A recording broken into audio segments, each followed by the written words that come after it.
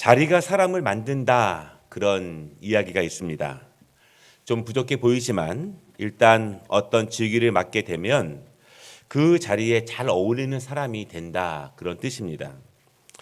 그러기 위해서 부단히 노력을 했을 것입니다. 먼저 그 일을 한 사람의 모습을 잘 보고 배우면서 그 사람 못지않게 잘 감당하려고 부단히 노력을 했을 거예요. 청출어람, 이런 말도 있죠. 제자가 스승보다 더 훌륭하게 된다는 뜻입니다. 스승에게 배운 것들을 잘 소화하고 또한 그 이상이 되기 위해서, 더 창조하기 위해서 더 많은 힘과 노력을 기울인 제자들의 모습입니다. 그리고 또 초심을 잃었다, 이런 말도 있습니다. 처음에 가졌던 마음을 잃어버렸다는 것입니다. 마음이 변하고 자세와 태도가 변했다는 뜻입니다.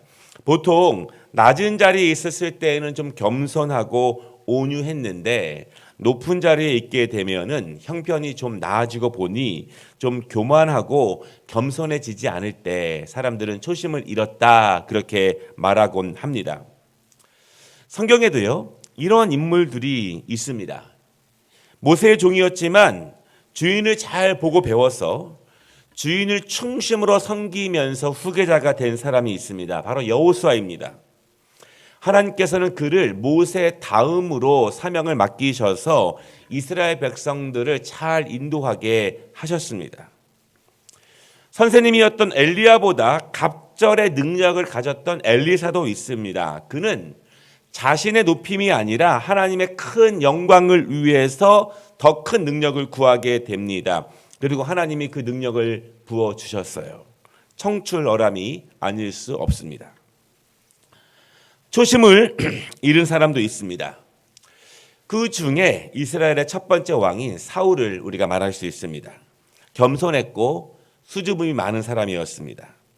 그런데 가장 높이 올라간 후에는 변한 거예요. 이제는 내 뜻대로 할 수 있는 힘이 생기니 마음대로 할 수 있을 때가 되니 변했습니다. 그래서 하나님은 이 사울 왕에 대해서 실망하셨다, 그렇게 말씀하시고요. 내가 그를 세운 것을 후회한다, 그렇게 말씀을 하고 계십니다. 우리가 오늘 말씀을 통해서요, 하나님은 왜 사울을 세우셨는가, 그리고 왜 사울을 세우신 것에 대해서 후회하시는가, 사울의 실패는 무엇인가, 이것을 함께 보려고 합니다. 그리고 이 말씀을 통해서 사울에 대한 말씀을 통해서 나를 한번 되돌아보고 우리는 하나님의 후회가 아니라 하나님의 자랑이 될 수 있는 그런 믿음의 사람이 되자, 이런 마음으로 우리가 이 말씀을 함께 받도록 하겠습니다. 첫 번째 말씀은요, 사울은 어떻게 실패에 이르렀는가, 어떻게 실패했는가가 아니라 어떻게 실패에 이르게 되었는가, 점진적으로 실패의 길을 가게 되었는가, 그것입니다. 사울이 실패했다면 그럼 사울이 하나님의 마음에 합했던 때는 언제일까요? 언제 하나님은 사울의 모습을 보시면서 기뻐하셨을까요? 어떤 모습을 보시고 하나님이 그를 왕으로 세우시고자 결심을 하셨을까요? 오늘 말씀 17절에 보니까요, 이렇게 말합니다. 그가 스스로 작게 여길 때, 그때입니다. 이 말씀을 한번 그대로 해석을 해보면 이런 뜻이에요. 자기의 눈으로 보기에도 자신이 너무 부족하다는 것을 알았을 때, 그냥 말로만 겸손한 것이 아니라 스스로 정말 자기는 지극히 부족하다는 것을 알았을 때, 그때 하나님이 그 모습을 굉장히 기뻐하셨다는 것입니다.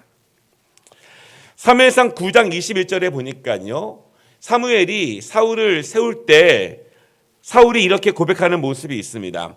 나는 이스라엘 지파의 가장 작은 지파 베냐민 사람이 아니니까, 또 나의 가족은 베냐민 지파 모든 가족 중에 가장 미약하지 아니하리이까, 당신이 어찌하여 내게 이같이 말씀하시나이까, 이렇게 말합니다. 자기 자신을 스스로 잘 판단할 수 있다면 놀라운 지혜입니다. 지나치게 자존감이 낮은 것도 어려움이겠지만 그보다 훨씬 더 큰 문제는요, 자기 자신의 연약함을 스스로 제대로 성찰하지 못한다면 그것이 더 큰 문제일 수 있어요. 사울이 자기 자신을 고백했던 그 이야기를 보면은요, 몇 가지 중요한 개념들이 있습니다. 사울은 자신의 민족적, 자신의 지파의 연약함을 압니다. 그는 베냐민 지파다 이렇게 말을 합니다. 불과 얼마 전에 이 사사기의 마지막 부분에 보면은요, 이 베냐민 지파는 기브아 사건을 통해서 거의 전멸하다시피 합니다.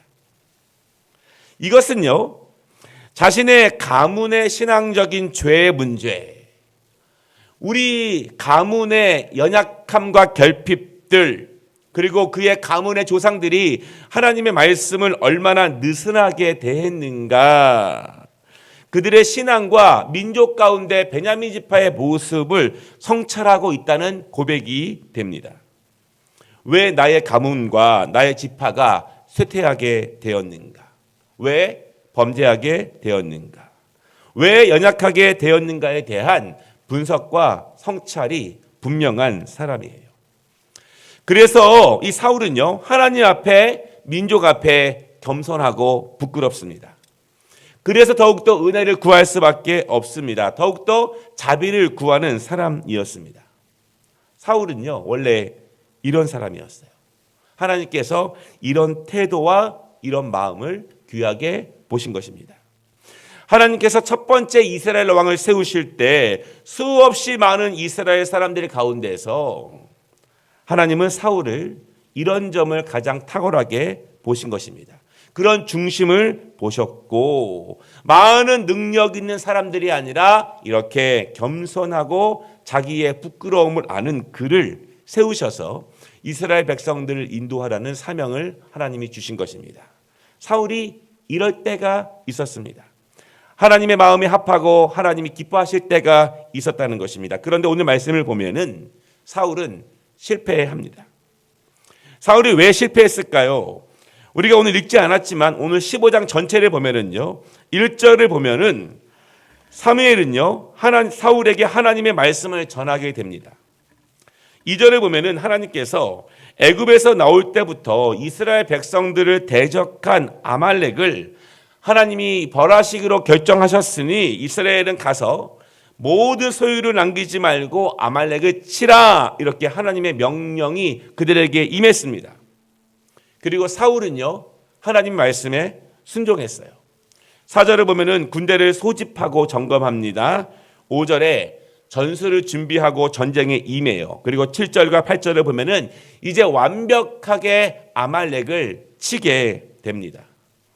중요한 점은 우리가 늘 듣고 있지만 아말렉은 굉장히 강한 민족이었습니다. 거대한 민족이었습니다. 그래서 첫 번째 왕 사울은요, 아말렉과 감히 전쟁할 생각도 하지 못했어요.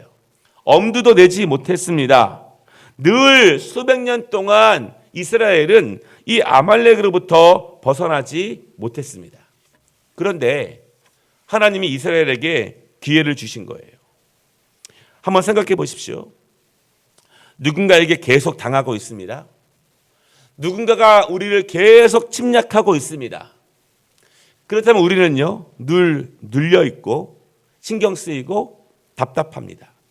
제가 한번 생각을 해보니까 우리나라가 고려시대나 조선시대 때 중국에 대해서 늘 이런 마음을 가지고 살아가지 않았을까, 그런 생각이 들어요. 그런데 오늘 하나님께서 그런 이스라엘을 복주시기 위해서, 오랜 억압으로부터 구원하시기 위해서 그들에게 힘을 주시겠다고 말씀하십니다. 능력을 부여하십니다. 그리고 모든 아말렉을 진멸하라, 이렇게 말씀하시는 거예요.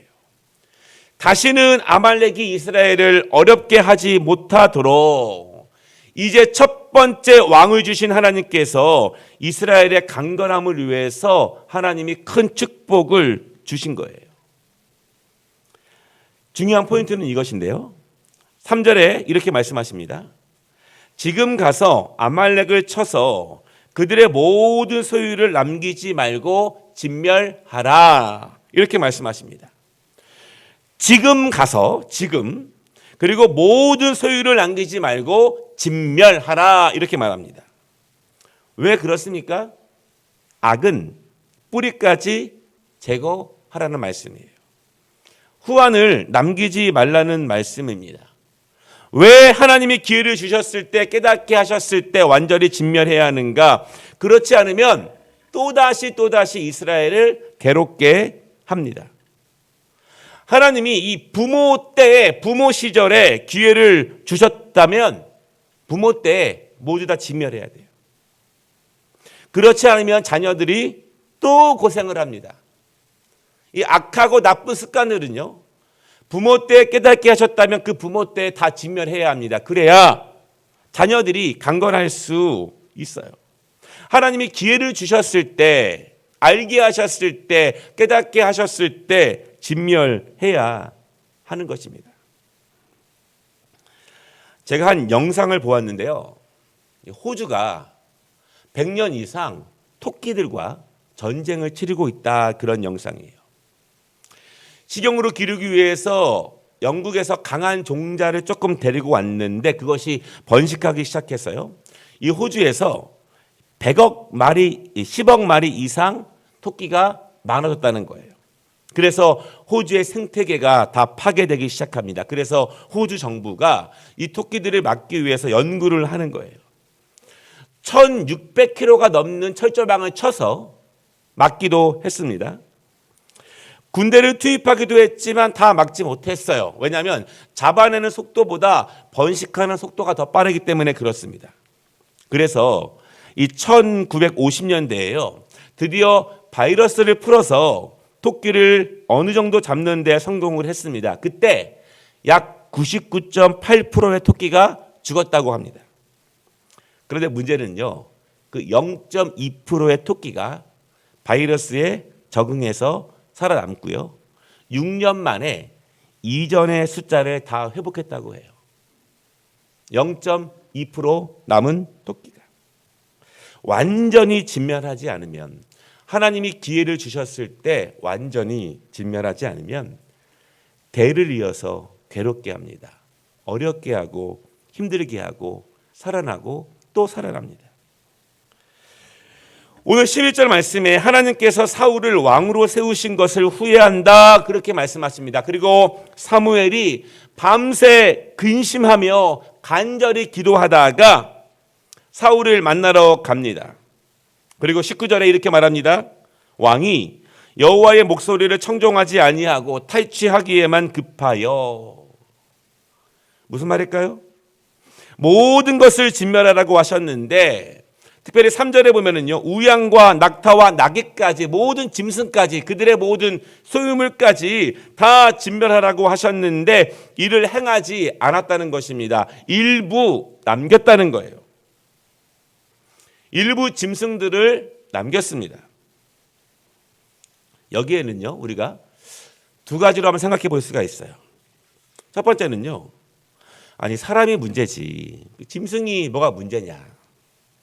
아말렉 사람들을 모두 진멸하면 됐지, 재물이야 취해서 좋은 곳에 쓰면 좋은 거 아니냐, 이렇게 말할 수 있어요. 그리고 이렇게 생각하는 사람들이 굉장히 많습니다. 과정보다는 결과가 좋으면 되는 것이 아니냐, 의도가 좋고 결과가 좋으면 괜찮은 것 아니냐, 이렇게 말하는 사람들이 굉장히 많았을 거예요. 두 번째 질문은요, 좀 더 신앙적인 질문일 수 있어요. 하나님이 진멸하라고 하셨는데 너희에게는 짐승이 없어서 남긴 것이냐, 아니면 하나님께서 너희에게는 안 주실 것 같아서 진멸하지 않고 남기신 것인가. 아말렉을 진멸하라고 힘을 주신 하나님께서 이스라엘에게 일용할 양식을 주시지 않을까 하여 남겼느냐, 그렇게 질문해 볼 수 있어요. 힘을 주신 분과 남기는 것, 이것은 절대적인 믿음을 어떻게 받아들이는가에 대한 분명한 차이가 그 안에 있습니다. 그러나 그때 사울이 답변을 하는데요, 20절 21절, 나는 실로 여호와의 목소리를 청종하여 여호와께서 보내신 길로 가서, 다만 백성이 그 마땅히 멸할 것 중에 가장 좋은 것으로 길갈에서 당신의 하나님 여호와께 제사하려고 왕과 소를 끌어왔나이다. 사울은 아닙니다, 이렇게 말합니다. 저는 하나님의 뜻을 잘 따랐습니다. 그렇게 말하는 거예요. 그런데 오늘 저 사울의 답변 가운데 보면은 우리가 두 가지를 한번 생각해 볼 것이 있는데요. 첫 번째는 다만 이것이에요. 다만 무엇인가 아니라는 것입니다. 어떤 특별한 이유가 있었다는 거예요. 정확하게는 하나님의 말씀을 모두 다 순종하지 않을 만한 어떤 이유와 변명이 있었다는 것을 말합니다. 그런데요, 다만은 자기 뜻입니다. 자기 견해예요. 자기 주장입니다. 하나님의 뜻에 대해서, 힘을 주신 분에 대해서, 하나님의 명령에 대해서 자기를 세우는 것입니다. 하나님의 뜻의 한 부분으로 자기를 개입시키는 것입니다. 두 번째, 이 사울의 변명 가운데 보면은 이렇게 말합니다. 당신의 하나님 여호와께 제사하려고. 하나님은요, 이러한 예물로 드리는 제사를 기뻐하시지 않습니다. 하물며 이 제사를 하나님이 아니라 사무엘의 하나님을 위해서 드린 것이다. 그렇게 말하고 있는 거예요. 중요한 것은 하나님과 나 사이에 틈이 발생한 것입니다. 나와 하나님이 멀어지고 있다는 것입니다. 사랑하는 여러분, 나의 하나님이 아니면 우리의 신앙은 아무런 소용이 없습니다. 당신의 하나님이 나를 구원하시는 것이 아니라 나의 하나님이 나를 구원하시는 것이고, 당신의 하나님이 나를 인도하시는 것이 아니라 나의 하나님이 나를 복주시고 나를 인도하시기 때문에 철저하게 하나님은 나의 하나님이 되셔야 하는 것입니다. 사울의 실패의 원인, 하나님께서 그를 후회하시는 이유는 바로 이거예요. 사울의 자기 해석, 그 해석에 따른 자기 행동, 그리고 그 행동에 따른 자기 합리화, 이 모든 것이요, 어느 순간부터 멀어지기 시작한 나의 하나님에서 당신의 하나님으로 변했기 때문에 그렇습니다. 내가 연약했을 때에는, 내가 겸손했을 때에는 나의 하나님이 필요하지만 어느 순간 이제 그분은 당신의 하나님입니다.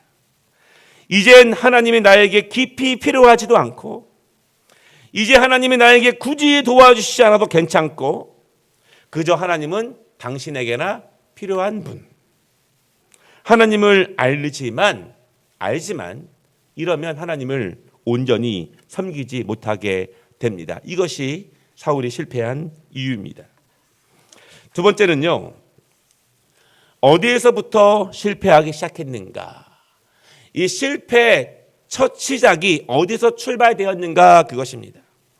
오늘 본문의 핵심 구절은 22절이에요. 우리가 아는 것처럼 순종이 제사보다 낫고 듣는 것이 숫양의 기름보다 나으니 아말렉의 모든 소유물을 진멸하라. 이 하나님의 명령을 순종하는 것이 모든 것을 진멸하지 않고 좋은 짐승을 남겨다가 하나님께 제사하려고 그랬습니다. 그것보다 더 중요하다는 것입니다. 더 중요하다는 거예요. 거기에 다만과 자기 해석은 필요하지 않다는 것입니다. 그런데 저 22절 말씀을 보면은요, 중요한 단어들이 있는데 순종하고 듣는 것이 연결되고요. 그리고 제사와 수장의 기름이 연결됩니다. 결국요, 순종과 듣는 것이 제사보다 더 중요하다는 의미예요. 함께 연결되는 단어들입니다. 여러분, 그런데 이 순종이라고 하는 단어가 히브리어로요, 샤마 이런 단어인데요, 그 뜻은 듣다 그런 뜻입니다. 순종이라고 하는 단어 자체가 듣다라고 하는 뜻을 가지고 있다는 것입니다. 결국요, 이 사울의 실패는 듣는 것에서부터 실패하면서 그것이 시작되었다는 것입니다. 듣는 것에서. 듣는 것은 믿음의 시작이죠. 로마서 10장 17절에 보니까 그러므로 믿음은 들음에서 나며 들음은 그리스도의 말씀으로 말미암았느니라. 믿음은 하나님의 말씀을 들을 때, 잘 들을 때, 귀를 열고 집중해서 잘 들을 때 시작합니다. 그리고 하나님의 말씀을 지속적으로 들으면서 믿음이 자라기 시작합니다. 그리고 자라면서 성숙해지고 성숙하면서 큰 믿음이 되는 거예요. 잘 듣는 것에 실패하면 절대로 믿음은 생기지도 않고 자라지도 않습니다. 여러분, 그런데 하나님의 말씀을 잘 듣는다고 하는 것이 그저 설교를 듣고 성경을 읽으면 그것이 듣는 것인가? 그렇지 않다는 것은 우리 모두가 다 알아요. 학교에 다니기만 하면 공부도 잘하는가? 학교에 다니고만 하면 앉아만 있으면 실력이 막 올라가는가? 우리는 그렇지 않다는 걸 잘 압니다. 단순히 다니는 것, 단순히 앉아서 듣는 것은 별로 중요한 것이 아니라는 것을 우리가 잘 알아요. 이 순종이라고 하는 단어 자체에 그런 뜻이 있는데요. 여러분, 우리말 이 한자 순종을 보면은요, 이 순할 순자고요, 쫓을 종입니다. 우리나라 말에도 그런 의미가 있어요. 온전한 마음으로 쫓아간다, 그런 뜻입니다. 마음과 쫓아가는 행동이 연결되어 있는 것이 순종이라는 거예요.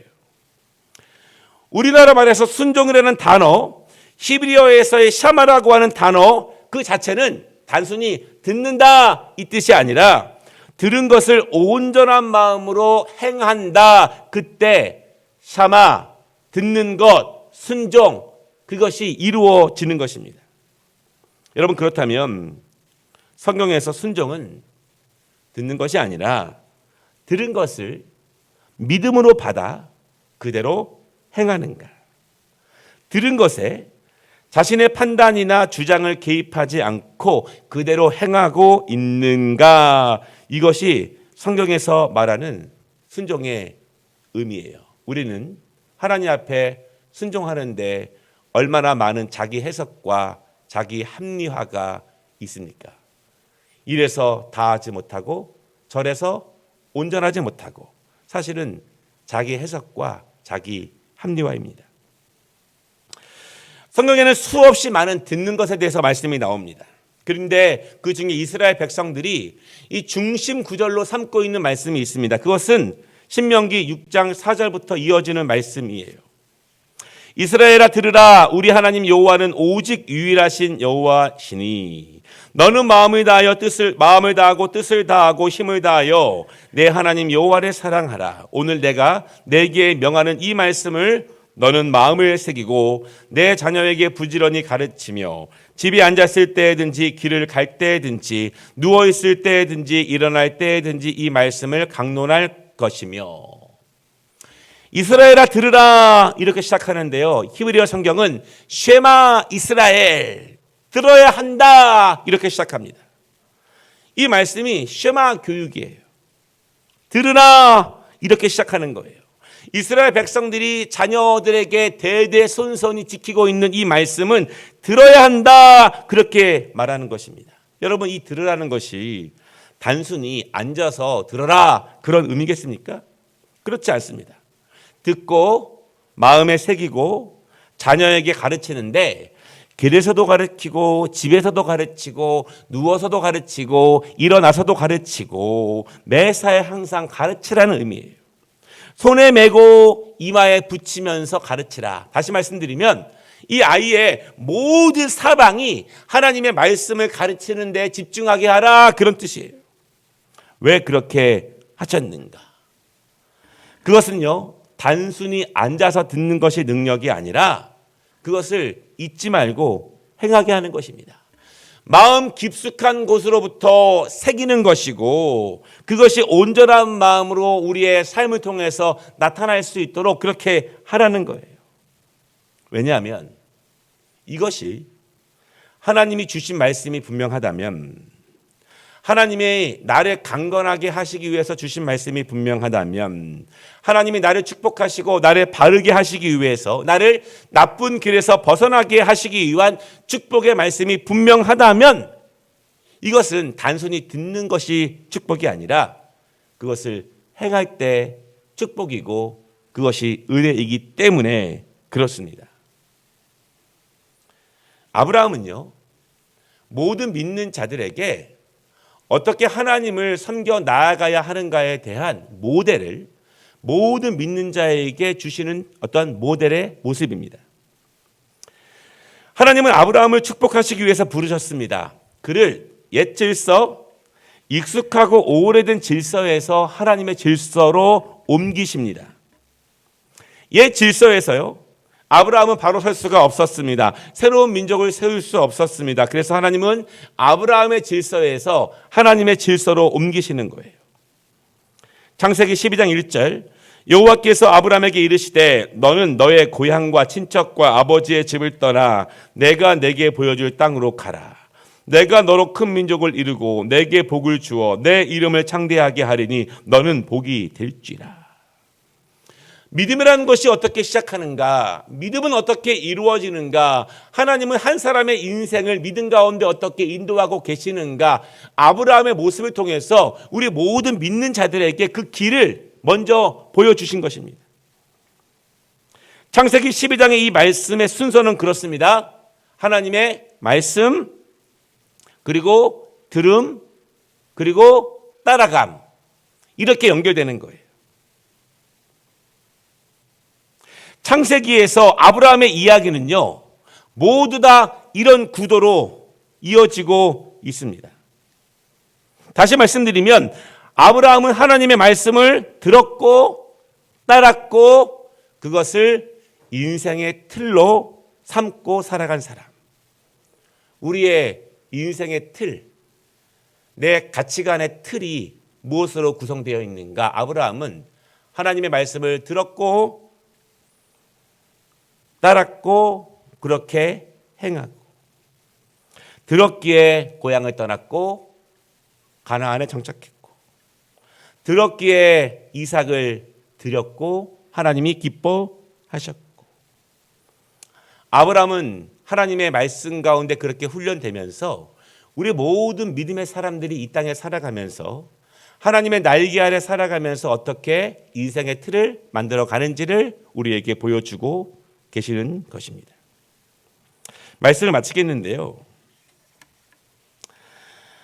하나님은 결국 그 사람을 쓰시고 세우시고 복을 주시기 위해서 말씀을 주시는 것입니다. 말씀을 주실 때에는 분명히 이유가 있어요.